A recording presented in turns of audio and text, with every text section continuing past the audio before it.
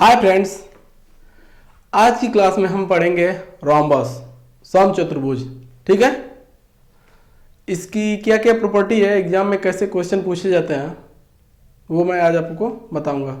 ठीक है, किसी भी कॉम्पिटेटिव एग्जाम में पूछा जाता है, UPSC, UPPCS, SSC, CGL, railway, किसी भी कॉम्पिटेटिव एग्जाम में इस पर सवाल आते हैं। ठीक है, तो इसकी प्रॉपर्टी देखते हैं। देखिए,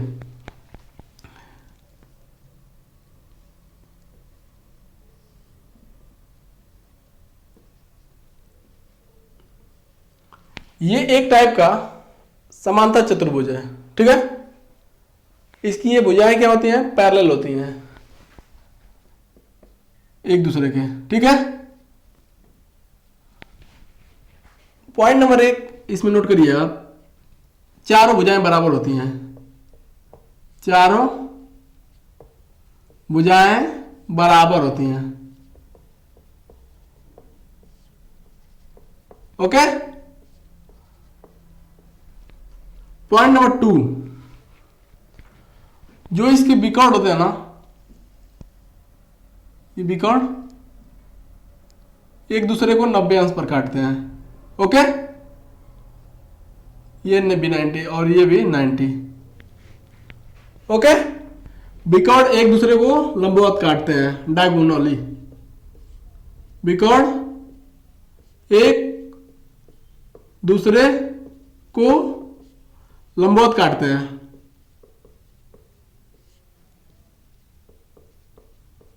ओके, एग्जाम में ये डायरेक्ट पूछ दिया जाता है कि जैसे ऑप्शन ऐसा कुछ देता है कि कौन कौन से चतुर्भुज के विकर्ण लंबवत होते हैं। जैसे दे दिया जाए एक पतंग, काइट, उसका 90 डिग्री होता है, स्क्वायर का 90 डिग्री होता है, और एक समचतुर्भुज का 90 डिग्री होता है। ठीक है, तो आप ये बात दिमाग में रखिएगा। ठीक है, और इसमें क्या होता है, विकर्ण जो इसके डायगोनल होते हैं एक दूसरे को समद्विभाजित करते हैं, एक दूसरे को बाइसेक्ट करते हैं। ठीक है, समद्विभाजित करते हैं, समद्विभाजित करते हैं। ओके, समद्विभाजित करने का मतलब ये है, ये विकर्ण जो है, मान लीजिए ये नाम रख दें ए बी सी डी, तो ये विकर्ण और ये विकर्ण बराबर होंगे। मतलब ये वाला पार्ट मान लीजिए ओ रख दिया जाए तो बी ओ बराबर ओ डी और सी ओ बराबर ए ओ ए। ओके, और ये वाला पार्ट इसके बराबर होता है। विकर्ण एक दूसरे को क्या करते हैं, समद्विभाजित करते हैं। ओके, अब बात आ जाती है, जैसे एग्जाम में क्षेत्रफल पूछा जाता है कि क्षेत्रफल हम कैसे इसका कैलकुलेट करेंगे। ठीक है, तो क्षेत्रफल कैसे कैलकुलेट करेंगे ये देख लीजिए आप। यदि इसमें हाइट दिया हो, ओके, और ये अपनी भुजा है, मान लीजिए ए है, ओके, और हाइट h है, तो क्षेत्रफल क्या होगा, क्षेत्रफल आधार गुणे ऊंचाई। ओके, किसी भी चतुर्भुज का क्षेत्रफल आधार गुणे ऊंचाई होता है। चाहे आप वर्ग का ही देख लीजिए, आप वर्ग का देखेंगे तो ए चार भुजाएं बराबर होती हैं, तो क्या आता है, ए गुणे ए स्क्वायर। ओके, आप रेक्टेंगल का देख लीजिए, आयत का, ये मान लीजिए ए है, ये बी है, तो क्या होता है, क्षेत्रफल ए बी के बराबर होता है। ओके, किसी भी चतुर्भुज का। एक उसमें एक्सेप्शन आता है, समलंब चतुर्भुज। ठीक है, ऐसी जिसकी आकृति होती है, ठीक है ना, इस केस में नहीं होता है। इस केस में होता क्या है, 1/2 समांतर भुजाओं का योग गुणे ऊंचाई। ओके, इस केस में होता है 1/2 समांतर भुजाओं का योग गुणे ऊंचाई, जो भी है।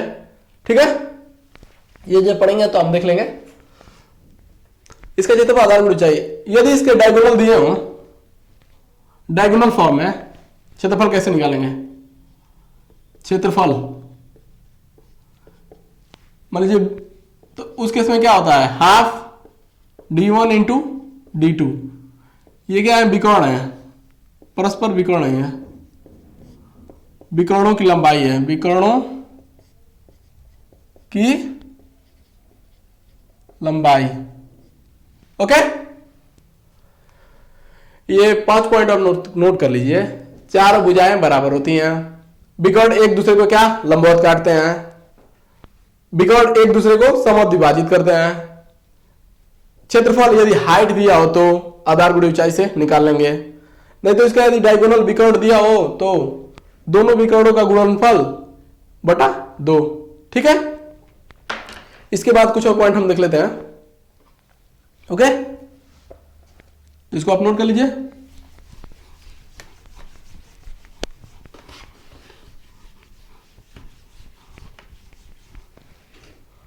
देखिए, छठा नंबर पॉइंट है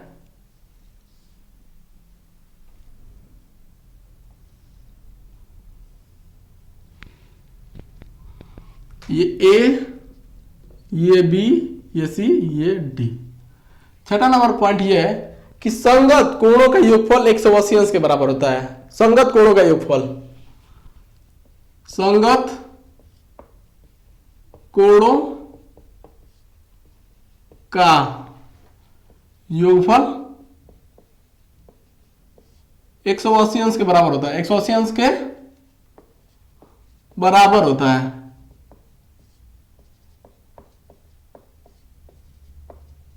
ओके, संगत कोणों के कहने का मतलब क्या है, जैसे कोण ए प्लस कोण बी बराबर 180 अंश, जस्ट साइज का ए लिए तो या तो बी लीजिए या तो डी लीजिए। ओके, कोण ए प्लस कोण डी बराबर भी क्या होगा 180 अंश, कोण बी प्लस कोण सी भी क्या होगा 180 अंश के बराबर होगा। ओके, कोण सी प्लस कोण डी भी क्या होगा 180 अंश के बराबर होगा। लेकिन ऐसा आप नहीं लिख सकते कोण बी प्लस कोण डी बराबर 180 अंश, ऐसा नहीं लिख सकते आप, अल्टरनेट नहीं करना। ओके, बी सी लिया, सी लिया तो डी लिया, डी लिया तो ए लीजिए चाहे सी लीजिए। ओके, इसके कहने का मतलब ये है संगत कोणों का योगफल 180 अंश के बराबर होता है। ओके, थोड़ी सी और ज्योमेट्री देख लेते हैं। देखिए, इसमें मान लीजिए ये अपना समचतुर्भुज है। ओके, ये ए है, ये बी है, ये सी है, ये डी है। ओके, तो इसमें देखिए अगर पूरे डायगोनल को आप x मानते हैं और इसको पूरे को y मानते हैं तो ये वाला कितना होगा x/2 होगा, क्योंकि सम डिवाइड करते हैं। ये वाला पार्ट कितना होगा x/2, ये इतना वाला पार्ट y/2, ये इतना वाला पार्ट y/2। ठीक है, मान लीजिए को हमको ये a दिया है, ये हमको ये फाइंड करना है a तो कैसे फाइंड करेंगे, ये देखिए a फाइंड करना हो तो ये विकर्ण है, ये 90 डिग्री पे काटता है, इसको o रख दीजिए अपना, a o और b। अब देखिए ये आपको y/2 पता है, ये x/2 पता है, a आपको निकालना है तो इसमें पाइथागोरस प्रमेय लगा दीजिए आप। पाइथागोरस प्रमेय क्या होती है, कर्ण का स्क्वायर बराबर इसका स्क्वायर प्लस इसका स्क्वायर, यानी कि x²/4 plus y²/4, a square बराबर 1/4 कॉमन ले लीजिए और ये हो जाएगा x² प्लस y²। a बराबर क्या हो जाएगा, ये रूट में 1/4 x² plus y²। Okay, a बराबर क्या हो जाएगा 1/2 under root x² plus y²। ठीक है, ओके, देखिए यही सब चीजें हैं जो मतलब कि रोम्बस समचतुर्भुज में पूछी जाती हैं कि ऐसे ऐसी इंफॉर्मेशन दी जाए तो कैसे क्या करेंगे आप। क्षेत्रफल निकालना मैंने बता दिया, डायगोनल दिया हो तो, ऊंचाई दी हो तो क्षेत्रफल निकालना बता दिया, ये भी मैंने बता दिया कि इसकी चारों भुजाएं क्या होती हैं बराबर होती हैं। ये विकर्ण एक दूसरे को क्या लंबवत काटते हैं, विकर्ण एक दूसरे को डायगोनल जो होते हैं एक दूसरे को समद्विभाजित करते हैं, दो बराबर भागों में बांट देते हैं। ठीक है, इसका मतलब इसमें ये आप नोट कर लीजिएगा, समचतुर्भुज में कोई भी कोण 90 डिग्री का नहीं होता है। ओके, ऐसे इसकी आकृति होती है, बस ओनली यही 90 डिग्री का होता है, ये 90 डिग्री का नहीं होता है। ओके, आप इसको नोट कर लीजिएगा। ओके, तो इसमें एक दो क्वेश्चन देख लेते हैं, ठीक है, ये आप नोट कर लीजिएगा, ठीक है।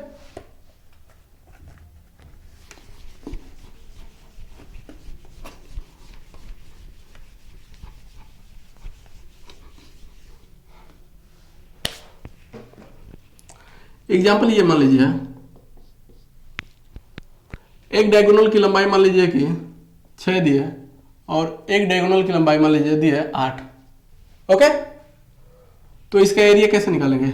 एरिया रोम्बस का एरिया मैंने क्या बताया था, d1 into d2 divided by 2। d1 कितना है 6, d2 कितना है 8/2, 6 48, एज काट दीजिए, कितना आ गया 24। मेरे एरिया कितना निकल के आ गया 24, ठीक है। मान लीजिए जब एक और एग्जाम्पल ले लीजिए, कोई समचतुर्भुज है, ठीक है, आपकी भुजा दी हुई हो, मान लीजिए कि 10 दिया हो, ओके, ऊंचाई ये वाली दी हो 5, तो कैसे निकालेंगे? तो इसका एरिया निकालेंगे, एरिया क्या होगा, आधार गुणे ऊंचाई। ओके, आधार कितना है 10, ऊंचाई कितनी है 5, एरिया कितना निकल के आ जाएगा 50, ठीक है। किसी कोई दिक्कत? मान लीजिए कि एक और केस आ जाता है, जैसे कि डायगोनल का एक पार्ट दिया हो, जैसे कि समद्विभाजित करते हैं, उस केस में कैसे आप निकालेंगे, ठीक है। नहीं तो क्वेश्चन ऐसा पूछ देगा कि दो विकर्णों का गुणनफल दिया रहेगा, तो पूछ देगा कि उसकी लेंथ क्या होगी, जो भी है। तो इसी टाइप के क्वेश्चन आते हैं। मैंने जो भी इंफॉर्मेशन थी आपको सारी इंफॉर्मेशन बता दी, ठीक है। यदि मेरा वीडियो आप लोगों को पसंद आया हो तो मेरे वीडियो को लाइक, शेयर एवं चैनल को सब्सक्राइब करना ना भूलें।